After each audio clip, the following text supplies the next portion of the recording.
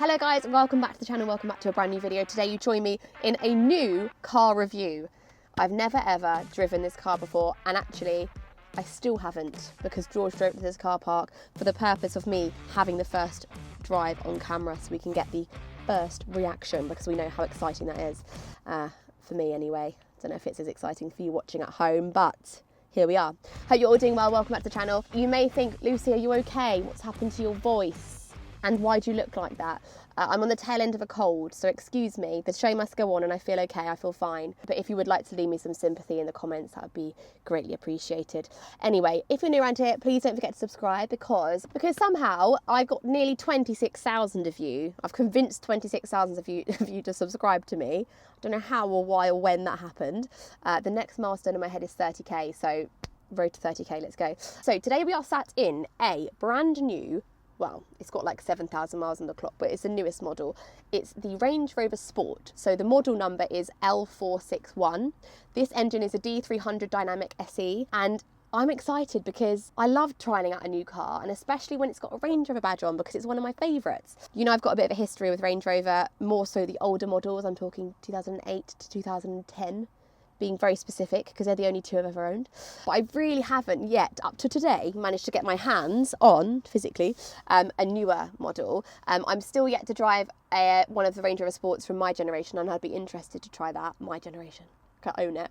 So the previous model to this one. But in my head, the Range Rover Sport, I'm not sure it's my thing. And I'm going to get into that in this video. I've got lots of reasons why. I'm not talking about this specific one in particular, but it all kind of ties into it, because I'm very much we've got our L322, our Range Rover Vogue, and we love it. And I feel like that makes more sense to me as a car, more so than this one. But we're going to get into this. And maybe if you're watching this video and you're thinking of buying one, we can have a chat, we can figure things out, see what we think of the car, the positive, the negatives. I also recently drove the new Defender, the 110, and that went straight to the top of one of my favourite cars I've ever driven, which probably sounds crazy, but it's going to be hard to top that. So that's kind of where my expectations are. And I know it's a different car, I know it's a different purpose, but the feeling I got driving and sitting in that was like, this is my kind of thing. I feel like already there's a few things I'm not 100% on this. For me, again, personal opinion, but I can totally see why people like these. And it's obviously, you can see, a very luxurious car. So just looking already, it feels so luxurious, futuristic. The leather here is just lovely. Metal on the doors, it's kind of this, I can't describe it. It does not look like the sort of colour I've ever seen in a car before. It almost looks like a pushchair, like a pram handle to me. It's like such a random, almost like an off silver, like a silver mixed with a little bit of black in it, like a grey but very highly metallic. Very random observation, but I'm just trying to get the point across that it doesn't feel like your regular luxury car. It feels like something a bit different, something a bit special. Not sure why comparing it to a pram would make it special, but it makes sense in my head. Perhaps not yours. So yeah, we're going to hit the road. We're going to head out on a nice drive today. The sun is shining. We've got blue skies. It's nice and cold. One of my favourite weathers. Oh, my vehicle's shutting down in 1 minute. Fantastic. But before we drive, let's have a quick look at the outside of this car, because all I've done so far is sit in it and chat. So not only is the sun shining in my eyes from the sky, it's also reflecting off a puddle. So if I'm squinting or my eyes are closed in the next clip, that is why. So looks wise, again, we've got blacked out everywhere. I mean, I quite like that the wheels aren't black. For me, when everything's black on black, it feels a little bit much. I'm not a huge fan of black on black. I think it works in some cases. Looks wise, it's a chunky car. It feels like, looking at it from the outside, how chunky it is, that there'll be so much space inside. I feel like the space inside is lacking slightly. It feels like everything's kind of expanded slightly. It just looks meaty. The tyres are big, the wheels are huge. I don't even know what size these are. These are, oh goodness me, I'm not falling in a puddle in this video, can you imagine? 22 inch, which is wild. I do actually quite like these wheels, and I love the sort of, how do I describe that? It's like a satin finish, and I also love that the nuts, the nuts are dark. Also love the red calipers, very cool. I love a brightly coloured caliper. So yeah, it's not all black on black today, but obviously the badge on the front's black, and then the grille's black as well. I think I struggle how modern these look a little bit, because I do quite like my era of Range Rovers, where they're a bit more, there's more squares and lines and things going on. I know the Sport's a slightly different story, but it's just such a smooth bonnet going all the way back. I almost feel like I could use a couple more lines in it. I know that's a very odd thing to say, but it's almost so smooth. To me, it looks a bit like a concept car. It looks like it's an all-electric car from the future made by robots. That's kind of how it feels. Probably was made by robots. Tiny little lights as well. They're tiny little slits. It's almost a bit like a, I don't know, Black Panther, beady eyes watching you. I don't know what's wrong. Am I all right today? My descriptions have just gotten a bit wild. I like these little vents on the bonnet just here. I'm not sure their actual purpose. And then just avoiding the puddles. Here, I even like all the lines on here, I think that looks beautiful. So there's definitely some bits I really love about the looks of the car. We've got these funny handles again, so they go in and out like that. So it's quite cool, it's quite seamless, and you come up to the car. Amazing. Do I have to unlock it again? Is that, oh, I've locked it in doing that, fine. So when you unlock it, it opens it up for you, and then you've got a really nice handle to hold there. That's quite handy actually. So you lock the car by pressing it. I like that. That's very cool. And then again, like it looks like a big car, but I'm like as tall as it. Is it literally my height? So me and this car are the same height. It looks like it would be a big car way above my head. I mean, I'm quite tall, but it's definitely not anywhere near the size of like the full-size Range Rover. Quite like all the shapes going along here. We've got the kind of what do you call that, a lip, upper lip spoiler. I don't know if you can call that a spoiler. I guess it is technically, but it doesn't feel like the traditional one. And then like a very clean back along here. It literally says Range Rover. We've got the Sport along here in black again, the WUG number plate, which is quite funny, and a very quick boot check before we go for our drive. Where is the button? Here we are. That leads me on nicely to the sponsor of today's video, and that was actually totally unintentional. Hilarious. How did I do that? Am I just that much of a natural that I just revealed the brand deal? So very quick boot test, because I know that's what you're all here for. I was about to say I'm worried about getting muddy boots, but I'll get onto that. So, boot size, I mean, obviously nowhere near Defender size. Big enough, plenty really, but it's obviously that awkward shape where it's diagonal up here. So if you had suitcases, they'd need to be towards the back. It's not squared off, like ours is like squared at the back, so you can literally fill it right the way up. This is very much like, I'm actually in the way of what you want to look at. The diagonal going behind me, as you can see. So the sponsor of today's video is actually the same company who sponsored the Defender video, because I mean, I was so pleased with how well that video went down firstly, but also how many of you ordered the mats. Obviously the company was pleased, I was pleased. They got back in touch and said we'd like to do it again with this car, so they've kind of arranged the hire today, which gives me a chance to try out a new car. Tick, amazing. Yeah, I was kind of blown away by how many of you actually bought the mats in the last video. So the name of the company is 3W, so it's 3W Liners, and they're basically a sort of luxurious car mat company. They use a non-toxic plastic in their mats, so they don't have that horrible smell. We bought a really cheap one on the Range Rover, 40 quid off eBay. 20, it was £20. Oh, the worst smell, and it still kind of lingers today. These don't smell, which is great for like obviously us, but also if you've got dogs and pets and things, you don't want that horrible smell for them. Super easy to install. I picked it up and put it in, perfect seamless fit. Why would you want car mats? You get lovely carpet in these cars and it feels really nice. You use boots and things for chucking suitcases, muddy boots after a walk. You don't want to have to be careful in particular. These are so durable, you can take them out, hose them down and chuck them back in, and it keeps your car looking beautiful like underneath. I also think they look great as well. They've got some really nice details on. If I'm right, please cameraman, follow me around the front of the car. Yes, I was right. That's the pattern that they've taken inspiration from. How cool is that? Did you notice that? I did not. If you're buying a Range Rover in the first place, you're probably someone who likes the outdoors, but they're so modern and luxurious these days that you don't want to get them ruined. They're not as like rugged, they're not rugged workhorses anymore like they maybe used to be, which is where these mats come in very handy. So we've also got the ones for the back, and the best bit about these is that you've got the option of having it with a nice thick carpet. Could you click that one please, George? Thank you. Or if you wanted to, it can just be used as a mat on its own. So if you know you're going to have like very muddy shoes, or I don't know, you're going on a camping trip, you might take the carpets out, but you've still got the nice carpets when you want them. They're made from injection molded TPE material, which is highly eco-friendly. So they're so confident in the quality that they have a lifetime guarantee as well as a 30-day no questions asked return policy. And they also have them for a variation of models that you can check out their website to see if they have any that's available on your car. And there's going to be a link below this video if you want to check it out. But I think if you're having a luxurious car, it's nice to like invest in the mats as well, because I mean, don't do what we did and buy the £20 ones off eBay. That's my only advice to you today. So now we are all sorted. I've just felt really guilty because look at my shoe. Can you see? They're really muddy, but it doesn't matter. I actually think I'm going to take the carpet bit off because I don't actually want to ruin these carpets. Oh, I feel like I'm breaking them in. I almost, they look so clean. I almost don't want to do it. Here we are. Well and truly broken in. Okay, let's go. I quite like there's a little armrest on the left, which is funny because it's like the same level. It's almost like, why do you need it? Because you've got that, but you've got both, so you've got an armrest. Long way away, but the door is here. The handle's actually really low, so George, you might need to change your ankle here. Take the camera. Gosh, God, doing it all these days, aren't I? For me, a handle would naturally be around there, which is where a handle is, but not the door handle. Well, it is a door. It's a handle on the door, but it's not the door handle. The door handle is not even in focus. The door handle is actually all the way down here. So I don't know if it's weird, but there you go. We've also got lots of buttons here, but a distinct lack of buttons here. And we're going to get into the interior in a minute. But for now, yeah, driving position wise, I mean, I said on the outside, it feels very big and chunky, but it's quite small.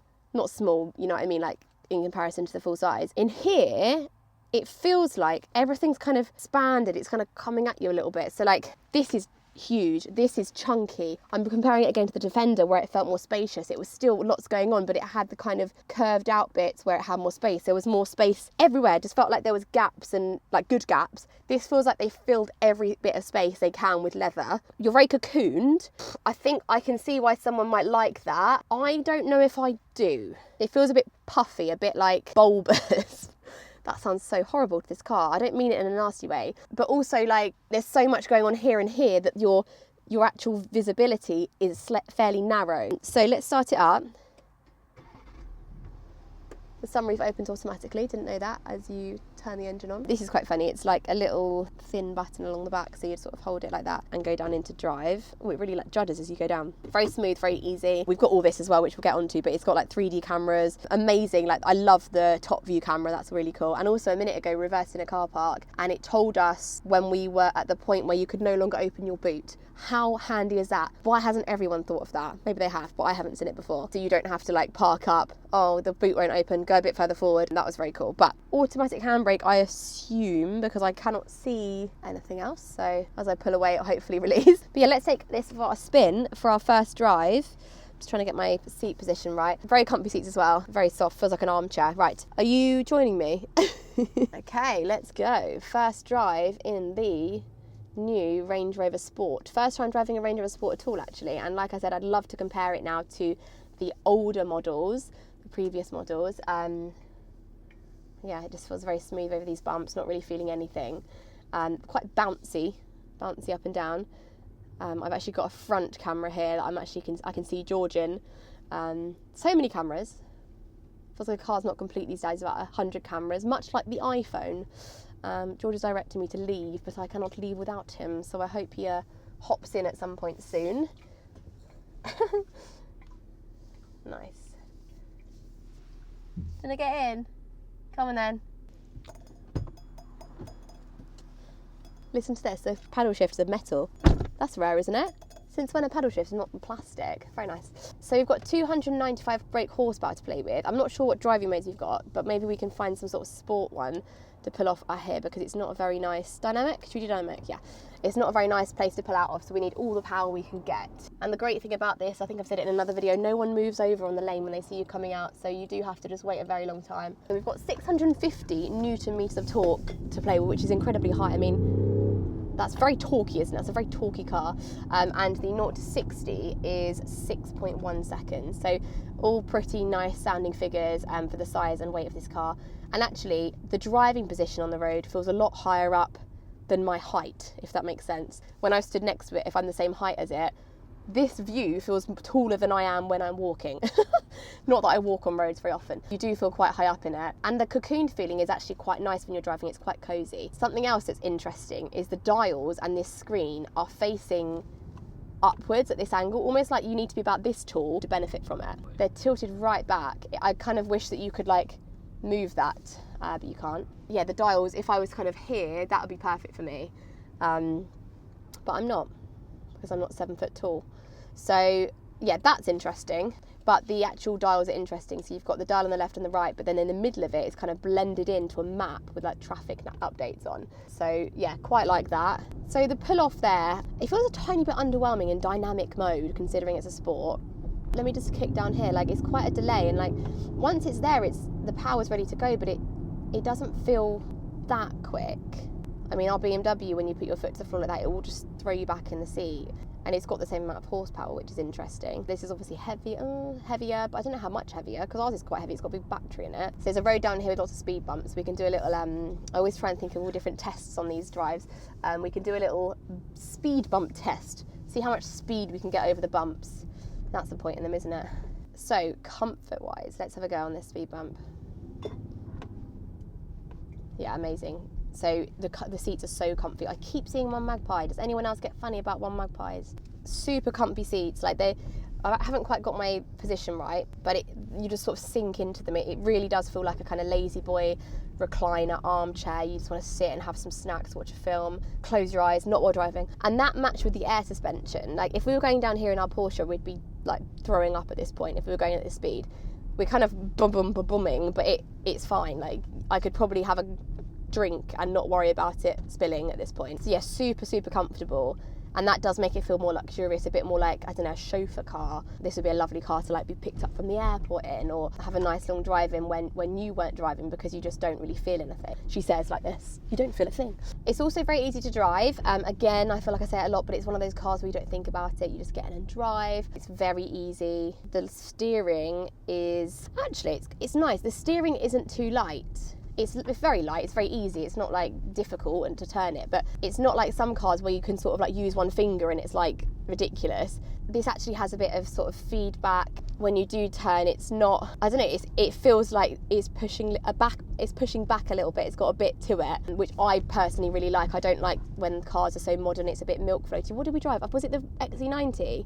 Yeah. Where the steering was just so light, it felt like you're in a toy car or something. So we're going to try and find a roundabout now, because let me take this speed bump at 30 and see what happens. Wow, that's amazing, isn't it? I got a bit nervous then when I got to it. I was like, have I messed up here while I'm doing a speed bump at 30? But it's fine. We're going to try and find a roundabout, because I remember the Defender was quite boaty around the corners. I don't think it was wallowy. That feels a bit too harsh saying that, but it was definitely, I don't know, not quite what you want. That felt quite good, up to 30. Maybe I'm being harsh. Maybe it is good. Maybe, I keep seeing One Magpie. Not okay. Okay, so let's go all the way around this roundabout. George, don't be sick while filming, okay? Keep it in. Okay, let's go all the way around this roundabout. See how we're doing. Oh, wow. I'm very impressed. George sounds like he disagrees, but... I was looking at the screen at the same time, and I feel very sick. Eyes on the horizon, dear. Always have eyes on the horizon. That was very cool. I want to do it again. That was like a ride. That stuck beautifully flat the whole way around that roundabout. I'm very impressed. Tick. Not wallowy around the corners. Did you agree? I know you were looking at the screen, but you couldn't tell. You couldn't tell. Maybe take it for a spin later. Go find some roundabouts on your own. Yes, 2 Magpies. Sorry. So it's got a wading depth, not that we wade very often, of 900 millimeters. So nearly a meter, which feels quite high. It's nice to know that this is still a capable car. It's not just got the Land Rover Range Rover badge on it for show. It's not just like a ultra luxury modern car that looks good. It's got off-road capabilities, and you can chuck it into nearly a metre of water and it's going to be fine, you hope. Although in terms of off-roading, I don't know how good it would be on these sort of low profile 22-inch beautiful alloy wheels. I mean, who is off-roading these? Is that something that you'd do? Like, if you had one of these, I mean, in my head, I can't imagine choosing this over the full-size Range Rover or even the Defender if you're needing it for off-roading. In my head, it feels like if you need to off-road, you need a bigger car. That's where my head goes. It's like, you need it for like where you live out in the sticks, or your work, or you're a farmer, or I mean, maybe farmers don't have like brand new cars, probably not, because that's probably not very practical, having like a car that you can't scratch up a little bit if you're literally a farmer. But I mean, like, who is buying this? Is it someone who actually off-roads? Probably not. But am I wrong? Like, correct me in the comments if I'm wrong. If you have one and you think, actually, I off-road it all the time. But if you buy one, do you buy it on a lease? You can't start off-roading it on a lease and then like you've got chips and scratches all over it and you're spending thousands when you return it. So it's nice that it can do that, but is anyone actually using it to do that is my question. So from a little bit of research, I looked at these price-wise and they're starting at like £80,000. So are you buying that to be luxurious, yes, and like modern and lovely, all technical and comfy and lovely to sit in and drive, or are you buying an 80 grand car to be like a workhorse? Probably not, because if you're buying a workhorse, you'd get something bigger and more capable than this, because it is very capable, but there's more than that for cheaper. And more people buying these for families, for the school run, to have more space. Is it a good upgrade from like an Evoque size? The Velar, it's bigger than both of those. So is it a good upgrade for that? You get another kid, you need some more space in the back. I don't know. But again, it feels like there's not that much space in it. The boot's not that big, why wouldn't you go and just get the full size? I'm struggling to see the target market and who this is actually for. Are these cars being bought as like more of like a status symbol, and like you've got a brand new Range Rover Sport on the drive? Like, is it more that it's kind of not for show, because I think it's a very capable car and there's a lot to say about it, and it definitely ticks a lot of boxes for a lot of people. I feel like the old one did have that reputation where it was a bit like, oh, they've come into some money, or they've got a Range Rover Sport, or like a bit of a status symbol, a bit of a fashion statement almost. But I don't know if that's the case these days. I've got a specific model in mind. I think it's the two previous to this one, or is it just one previous? I think it's the same as the L405, so the previous generation to this. I kind of feel in my head like that's the one that I've seen a lot of people drive, that the kind of person who's maybe a little bit flashy, like I said, like a status symbol. But again, like, I'm not trying to say that everyone who owns one of these is for that reason at all, but that just in my head, like over the years, comments on the channel, what people have said about them when I've mentioned them in the past, it kind of feels like they've got that little reputation in a sense. Okay, little speed test here. So I've now located a good road to go on next. It's called Titnall Lane, and it's quite a windy road. So like I said, the Defender, I loved it, but the one thing was the cornering. I forgave it because I loved it so much, but oh no, someone's broken down right here. That is a savage place to break down. I always feel like when I just go past someone that's broken down, I'm like, do you want a lift? But they have to stay with their car, don't they? That's the whole point. Oh, and there's a Range Rover broken down over there as well. Why is everyone breaking down? What is going on? Sorry, I shouldn't laugh. It's normally me. So, yeah, let's take it round here. I mean, how do you feel, George, cornering? How was that? Nice, don't feel it. Perfect. It's flat. It's flat. 0 to 60 speed test. I mean, the power's there, it's ready to go. It's not throwing me back. I think I wanted it to throw me back a little bit, but it's very good. It's very capable. It's not a sports car, remember that. Well, it is a sports car, Range Rover Sport, come on. So we're gonna use the paddles a little bit as well, because I wanna try these metal paddles out. Oh, it automatically changed me up.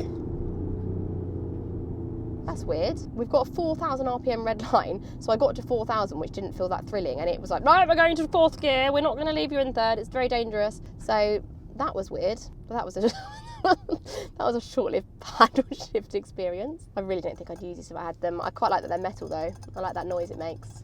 Bit of ASMR for you all. Quite a nice indicator tick. Right, so coming up for Titnall Lane on the right. Hopefully it's not too busy and we can actually speed around some corners and see how we're doing. So it's 60 down here. Probably wouldn't do 60 on some of these corners, but I know the road quite well, so I'm pretty confident. It feels like now we're closer to other cars and trees, it feels a bit quicker. It might just be one of those cars, you know, when you look down, you're doing a much higher speed than you thought you were. Maybe that's why I'm feeling, oh good, we're behind a truck. Maybe that's why it feels like less exciting when you pull off, because it's so like seamless and smooth. It's less exciting. I feel like with a Porsche, you're changing up the gears and the revs are high and it's loud and there's a lot going on, and you kind of feel the excitement as you get to the speed that you want to get to. But with this, it's so easy and quick. But I guess that's modern cars, isn't it? Like, a lot of them are going to feel like that. However, they do call this a Range Rover Sport, and I'm struggling to see where the sporty aspect is. I don't know. You've got paddles that want to change up the gear before you're ready to. I mean, 4,000 isn't much, is it? It's not like I was going crazy here. I was at 4,000. Obviously, it is a diesel, so we have to bear that in mind. It's not going to be a particularly high revving car, but I think it's a really lovely car, and I can see why you'd want one, but it's not for me. And I can't see myself ever owning one of these, which I know may sound like quite a dramatic statement, but I can see why you'd want it as someone else, but not as me. The Defender felt, and I keep comparing it to it because it is the same age and the same manufacturer. Should I go for this puddle? Ready? Hold that thought. Oh, that was underwhelming. It looked deeper than it was. When I got in the Defender, I loved how it looked inside, so it felt great driving. I loved the exterior. It was higher up. This is too bulbous. That's the word. I can't get it out of my head. It looks bulbous from the outside, and everything's a bit bulbous on the inside, which just isn't the look I go for, you know. But it is more, I suppose, luxurious feeling. But I don't necessarily want luxury feeling cars from a car. I like it when it looks a bit more rugged and square and utilitarian. Personal preference. I can see why someone would love one. It's not the car for me, but I can appreciate it. There are just a few things that are a bit annoying, like the funny things curving, the screens that are facing upwards, the visibility isn't great. It's a big car but it doesn't feel spacious. But then the pros, super comfy seats, great round corners. 80 grand again, it's another 80 grand car that I don't want to spend 80 grand on. There's so much more I'd do with 80 grand. And this is a genuine conversation that's happening in our lives right now. Our daily driver, our BMW, is up for renewal in just under a year. So we need to start thinking about the next step, what we're going to do next. We want to lease a new car again probably, just so we've got something under warranty that's like solid, ticks all the boxes. We want that something to be higher off the ground, very spacious, and I mean, I'd considered this, but now it's not. It's off of the short list, the long list. It's a very short list because currently the list is a Defender and that is it. I do need to try the KM because that's like also hovering there, but I haven't tried it, so it's not really on the list yet because I haven't tried it. But yeah, so far we've narrowed it down to a Defender. So we're going to pull up in our trusty car park again, talk about the interior of the vehicle. See, look, that's what I meant. So that means, I don't think that's right. Is that right? That's a very like slopey, so my eyes are watering because I need to sneeze. It's a very slopey hill. I'm not sure why it thinks that I can't. Is the handbrake on? Yes. Automatic handbrake. I don't know why it thinks I can't lift the boot up there, but fair enough. So interior, talk to me. So no, I talk to you. Nice steering wheel, no complaints there. I'm not a huge fan of this shiny black plastic, particularly, personal preference. I quite like things that look a bit more metallic, and I don't like the look of that, but it's everywhere, so you kind of can't hide from it. I think this would get very fingerprinty. It already has. I mean, it's not too bad, but I don't know, any girls know like makeup hands, when you get makeup on something it kind of, you can't get it off. Don't love that colour. This is really nice. I think that looks great. It's a nice material. You've got a fair bit of storage under here, so oops, that's that one. Under here we've got the cooled, we're currently cooling our microphone, the cool box, cool fridge. Is it a fridge? No USBs, which is weird, unless they're hidden somewhere that we haven't seen. You've got your wireless charger there. There has to be a USB, which just feels bizarre. But anyway, no USBs. There's not even a 12 volt, is there? Weird. But anyway, I guess that's modern motoring for you. This is very easy to use, same as a Defender. I like that it's a thin screen. It's very hot. Very thin, very straightforward. Like, you've got temperature stuff there. That makes sense. You click on it, it's like you have your own side. It just makes sense. It's easy to use. That's a fan speed. You've got your heated seats, you've got your temperature, easy. I like that there's a double time one there, so you can go up 2 at a time. Sorry? Lots of beeping noises. I don't love all this. If you go above the speed limit, not that I have, I don't know how I know this information. It's just come to me. If you go above the speed limit, it starts beeping at you, which I think I'd want to be turned off if I owned the car because it's a bit annoying. Like, you go 1 mile over and it's like ping, ping. But I don't know that from personal experience. So it's super easy to use. I mean, it has all the same stuff as a Defender here. Slope assist, wheel information. I love all this. Wade sensing. So I love that as well. That's how high up you can go, which just feels nuts. I cannot imagine being in that much water and feeling comfortable, but here we are. What does that mean? I've got a 54%? That is rude. Why am I only a 54% driver? I want to know why this. Oh, so why is there an eco tip and a sport? Give me sports tips. Don't give me energy impact. Don't talk about the economy to me and give me tips on how to be eco-friendly. I'm buying a Range Rover Sport. I don't want to be eco. Do I? Tell me how to lower my MPG. Tell me how to redline it without being told off by the car. To improve efficiency, when safe to do so, apply accelerator smoothly and progressively. So it's telling you to slow down. Lift accelerator. This is bizarre. This is really bizarre. What else have we got? What other facts are we being given? To improve efficiency when safe to do so, try and maintain a low engine RPM. You maintain it for me. You don't let me go above 4,000. Driving at higher speeds reduces efficiency, funnily enough. And also you should aim for smooth acceleration and deceleration. Apply brakes lightly and smoothly. Avoid driving at high speeds. This is just nuts. They literally call this a Range Rover Sport. Well, they didn't say which sport. Maybe it's bowls or chess. What other? That's another slow sport. Synchronised swimming. That's not slow. That's very difficult, actually. To any synchronised swimmers out there, I respect you. Any other slow sports? Let me know in the comments. What is my life? Who wrote this? Where possible, combine multiple short journeys into one longer journey. Right, guys, so if you've got to drive to work every day of the week, what we need you to do is just drive even further than work, not go to work for the rest of the week, just so you've got this one long driving because you cannot do any short journeys. What a ridiculous thing to say. Like, that doesn't make any sense. Combine short journeys into one longer journey. When is that ever going to be possible? You're not... I can't... What? Do your entire week in one day and then don't drive it, so you've got your one long journey. Hilarious. That's so funny. Sorry, this is really funny. It's driving. It's comedy gold. Remove unnecessary items from vehicle to reduce weight. George, get out. Something else I'm not sure on is the lack of buttons. I like that it's all clean and in here, but it just feels like I want a little bit here. I want like 3 buttons here and like 2 there. I don't want much, I just want a little bit. So there is that thing of like when you're driving, you want to change temperature quickly, instead of just like pressing the button because you know it's there, you have got to like look and go into it, which I think you get used to it. But it's not my preference personally. I also don't think I love how like thin everything is along here. Again, it's just like so much bulkiness and then just like one line for that. I don't know, I think I'm picking this apart too much, but that's what a car review is. Space in the back wise. Right, as a rear passenger, you feel like you feel looked after here. You've got electric seats, they're not memory, but they're electric seats. You've got your own buttons down here. You've got a little, what's it called, flap pocket. Plenty of legroom, but I do sit further forward than George would, but still I think, is that how you are now? Is that how you drive? No. Oh, perfect. This is quite nice when you pull it down. Again, funny angle, it feels like it's going too far down, but little weirdly small storage space there.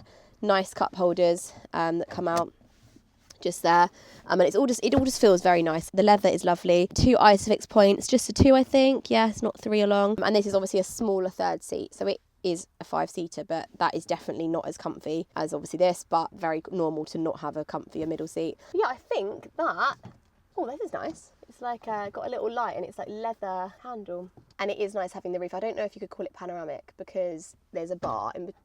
Yeah. What is this made out of?